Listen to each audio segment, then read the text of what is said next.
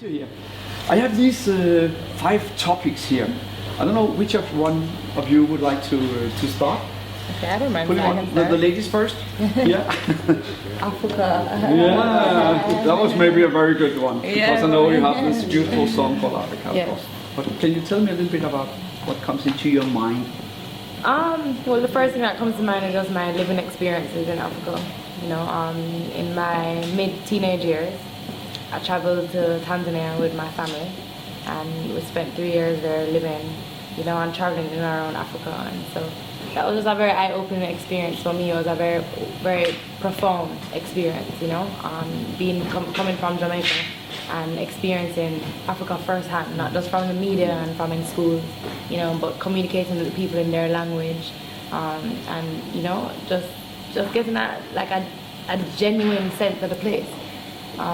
So for me, it kind of influenced my whole outlook on life, and you know, the way that I do music and the lessons that I try to teach people through music and through the arts. So yeah, you know, the vibe is real Africa. It's a big part of my story, you know? Yeah. Has it influenced you in also your music, inspiration, the output in your music? Yeah, most definitely. You know, I believe that anything that we listen to, anything that we intake, it comes out in a different form as well, you know? And while I was in Africa, I was exposed to a very broad soundscape of different sounds, different languages, different ways of singing, different instruments, you know, and so it kind of influenced the way that I make music, you know, and not just limited to reggae music, you know, and what we're used to from Jamaica, but it came to define my music as rooted in reggae music and Rastafari culture, but also, you know, expanding to take on, you know, a form of cultural, you know, cultural musical expression. So, you know, most definitely, natural. Have you played in Africa ever? Yes, actually, did a tour with 2 filmmakers called 50 Days in Africa with Donisha Prendergast and Michael Kushney. And really it was a tour to shoot a documentary where we're exploring the arts and entertainment industries in Africa. So we went to 6 countries. We were in Nigeria, Ghana, South Africa, Tanzania, Ethiopia, and Kenya. And while I was in each country, while we're shooting and interviewing people, I also had performances in each country. And you know, we found that music is really a great gateway for people linking up, you know, because at the concerts, this is where we would meet everybody that we need to interview, we'd meet the fashion designers, we'd meet the graphic designers, and you know, so it really kind of opened up our eyes as to how influential music and reggae music and music from Jamaica really is, you know? Yeah. Could you see yourself living in Africa one time maybe, in the future? Oh, most definitely. Yeah. That's my plan, to, you know, reside in Africa eventually. So, you know, we had some living experiences in Tanzania and East Africa, and I also spent a couple months in West Africa, in Ghana. So I would want to explore a little more before I decide exactly where I want to reside. But most definitely, Africa is also my home, so I can't see myself living there again. Yeah. Give thanks, Kelissa. Give thanks. And now, Mr. Dre Island, yes, it's your turn. Is it choose a card? Yes, and not Africa again, I'm sorry. Rastafari. What's that? Yes, what comes into your mind? Rastafari, life, you know, spirituality, you know, righteousness, you know, Haile Selassie, you know, Africa, you know, poor people, you know, rich people, humanity, you know, no boundaries, no border, you know, no division, you know, oneness, love. That's what comes to mind, you know. Yeah. Have you always been a Rasta yourself? Well, physically, the way I look right now, no. But you know, the art is the same, so I guess I can say I was always a Rasta, you know. Yes, sir. Yeah. How important is Rastafarianism in your life today? Well, Rastafarianism is not really ism for me, you know. No. Isms and schism. Yeah, there's no ism and schism, you know. It's just Rastafari for me, which is a way of life, you know. which is natural, is in its natural form as can be. You know, that's what Rastafari is to me, you know. So I don't really see it as a religion, because I see religion as division that divide the people. Okay. You know, Yeah. Rastafari don't do division, you know, do togetherness, oneness. Yeah. So And this is also a way of promote. I know promote has maybe a bad word to it, but I mean a positive way to promote Rastafari, to go on this red and terrible trip. It's like to bring in the conscious messages in the music. You are all, three of you, conscious bearer. well, you know, in everything that we, in everything that we do, yes. You know, because in everything that we do, we are who we are, and we speak, live who we are, you know. So once we talk, we're going to talk about who we are, and Rastafari is who we are. So we're going to live that way naturally, you know. It's going to come out in our singing, you know, in our thoughts, you know. In everything that we do, you're saying come out naturally. Once it's genuine, coming from the heart, it's going to be real. So yes, and music is as Kelissa said, is a strong way to influence people, you know, and to join people, and you know, our message is spread, you know, that's And to inform us. Yeah, educate, you know. Music is the best way, because as I always said this, when I was learning the alphabets, when I was in infant school, I learned the alphabet by singing the alphabet, you know, and even the numerals by singing 1, 2, 3, 4, you know, it was always a music, and I really to it, you know. So music is effective. It's an effective way of doing for Rastafari teaching. Yes. Very nice. Yes? Will you Go again? do me a favor? Go again. Alright, the other this time. You. You. Boy, I don't know, you're gonna have to help me with that one. I don't know where to, there's a lot. You Yeah. know, why owe you? If a person who are not aware of who Kelissa is, how would you describe her to this person then? I think that's one of the hardest questions. I know. Boy, I don't know, I live her and I love her of life, you know. I know that every day I'm learning.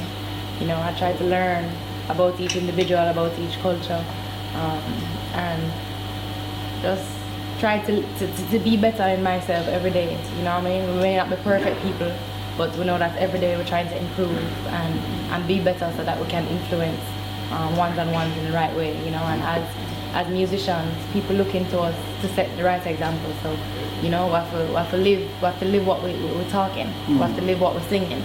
You know, and that for me, that's one of the things that I try to do every day, is to be a better person for this world, you know? Yeah. How much you is there in your songs? Are they taken from your own life experiences? And where do you get the inspiration from? Yeah, you know, this man, I forget his name, but him once say, if the work is doing the work of the work, you have you don't need to know anything about me, you know, because really it's the work that will come here, the message that will come in here to spread, you know. I believe that music is a divine inspiration from the Almighty, and I feel like I am like a conduit. It's passing through me and going to the people. I am just the messenger, you know.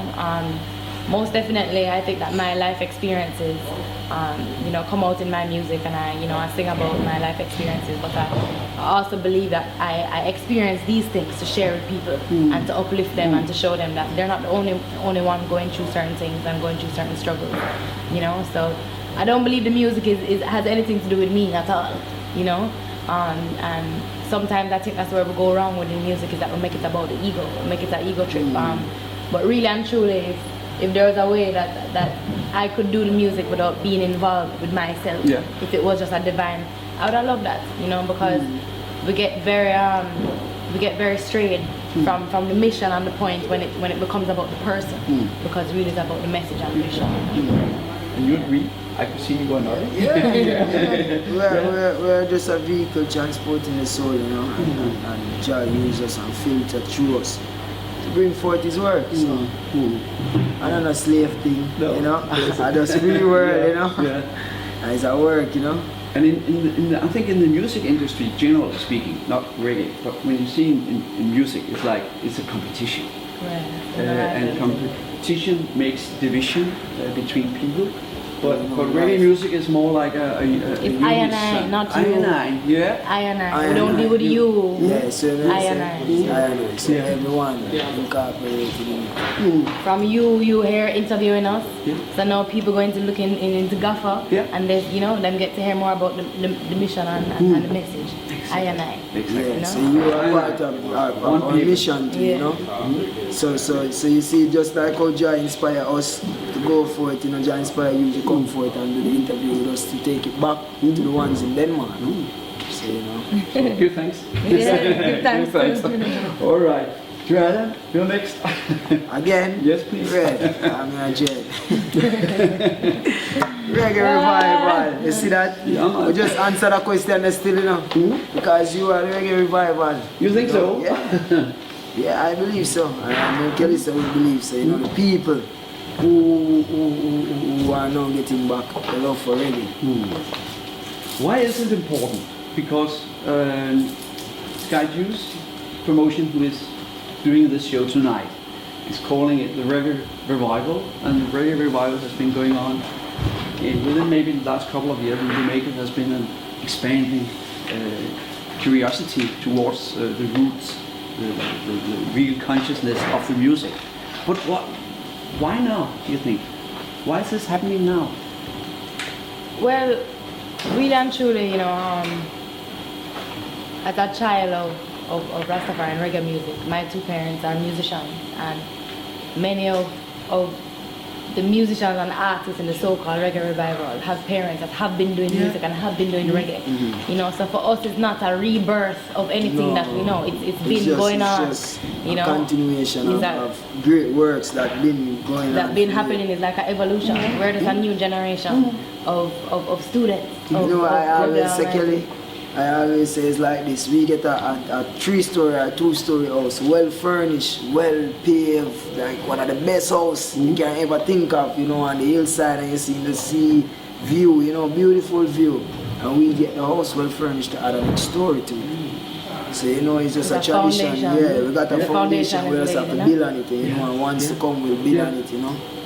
You know, and I think sometimes, you know, we kind of get distracted by labels.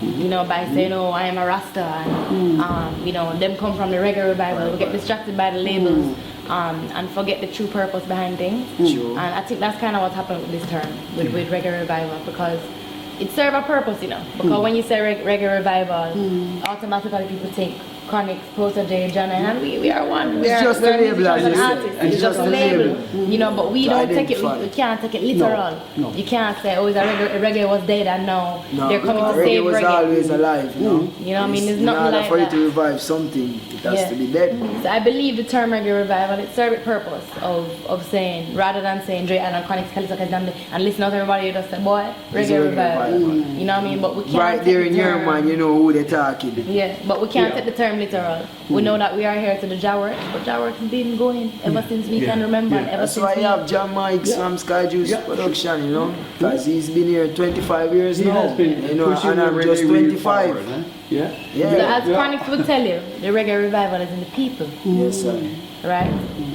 The people now opening up them ears, because we've been doing music for years, you know. It's just now all of a sudden in the past 2-3 years, everybody's saying, oh, reggae revival, who are these youths? But we've been doing music. Dre been doing music, playing piano ever since.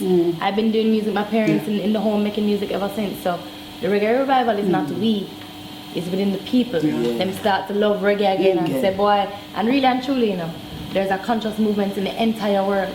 Reggae is really just Jamaica's expression of what is happening right now, because the whole world, everybody consciousness expanding and saying, yo, we want to live better, we want to treat the earth better, we want to live in unity. You know what I mean? So it's really just Jamaica's expression. Reggae music is Jamaica's expression of the wider phenomenon that's happening in the world right now. So, boy, we can't, That's so true. That's so true, because I really agree. Everybody have a level of consciousness right now. Especially youths. Like, youth. It's an And the youth, them were overwhelming born, them just intelligent and just know smart things. and me like that. Me love that man. So you know, we are all part of the reggae. But every culture, this is just Jamaica's way, you know? Yeah. but it's good and it's positive.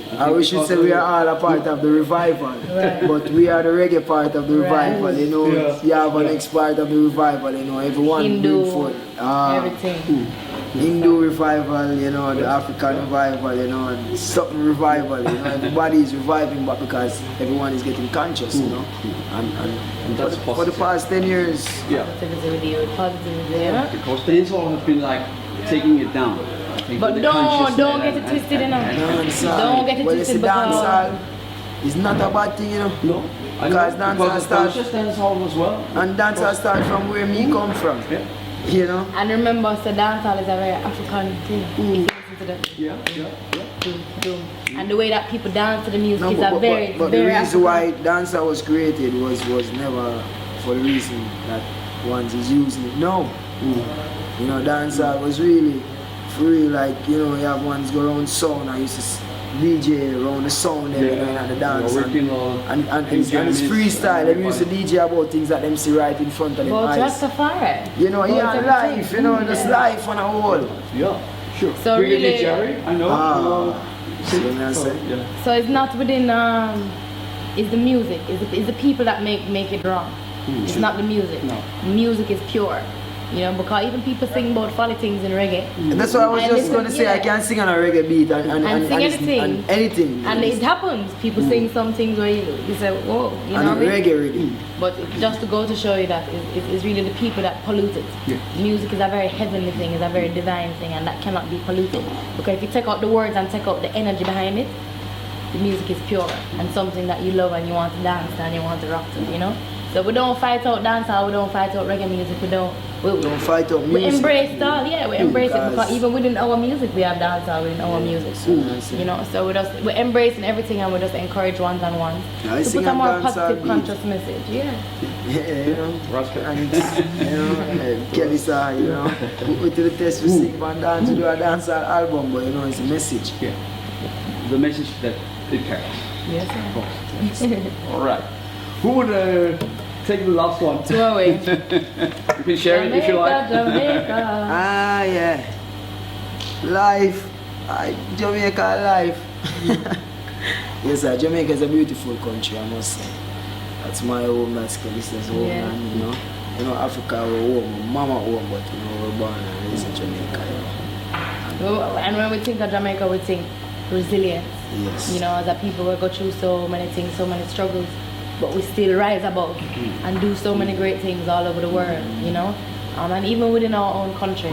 And you know, sometimes, you know, the negative labels, as we were saying before, kind of tend to drown out all of the positive things that are happening right now, you know, and that's what news does. News and them things, they make you feel like, you know, this place is violent and this place is, but Jamaica is a really beautiful place with a lot of beautiful people, very intelligent people, you know, and we're glad to be ambassadors of Jamaica and representing in a positive way, because we are just few of many like we, you know. Because look at this, as you say, you know, you can't really listen to the negative that you hear, because negative is like 2% of the good that happens in Jamaica, really and truly. Because we are just an example of it. Because look at it, how much people back home, you know, broadcasting at Dre Island, Kelissa, Chronics, Zinfence Redemption and European tour for 22 days, you know, and they're coming over on the news. No, if something was supposed to go wrong, it would be on the news. You know, and it's not, I would say it's a Jamaican thing either, and it's a worldwide thing. It's a very Western thing. It's a Western thing. A very Western thing. A very Western thing. On the negative. And really and truly, you know, have you ever been to Jamaica? Yeah. You like it? Yeah, definitely. Love Jamaica. Everyone that about Jamaica? In the world. And I think the people, actually. Yeah. The thing about it, everyone that I know that go to Jamaica and come back say the same thing that he says. You know, so I never really hear nobody say about the violence. It's only Jamaicans that you talk about the violence. Yeah. And it's weird, brainwash, you know.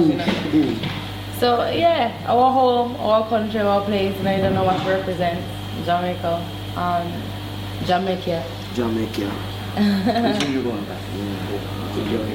Yeah. That's nice. We're looking forward to some ackee and breadfruit. Yeah. Love steamed fish still. He's a man who loves steam fish. Yeah, man who loves steam fish. When we say Jamaica, one of the first things that comes to my head is some good food. Ooh, good food. The real jerk. The jerk chicken. River and beach and all that stuff. We're looking forward in these cold times, you know, some warm from the island. Somewhere I know. I know that my experience Easter back home. Yeah, Easter and Good Friday today. Good Friday today.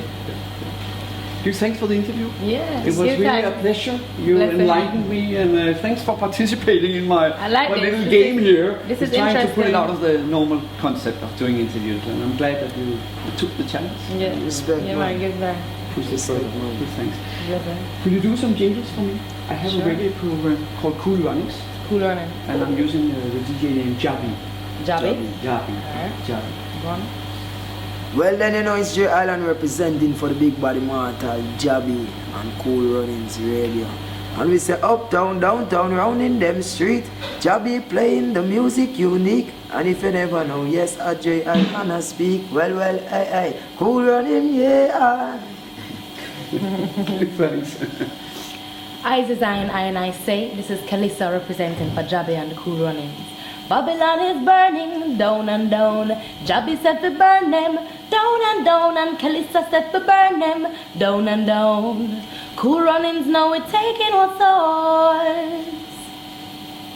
Thanks. All right.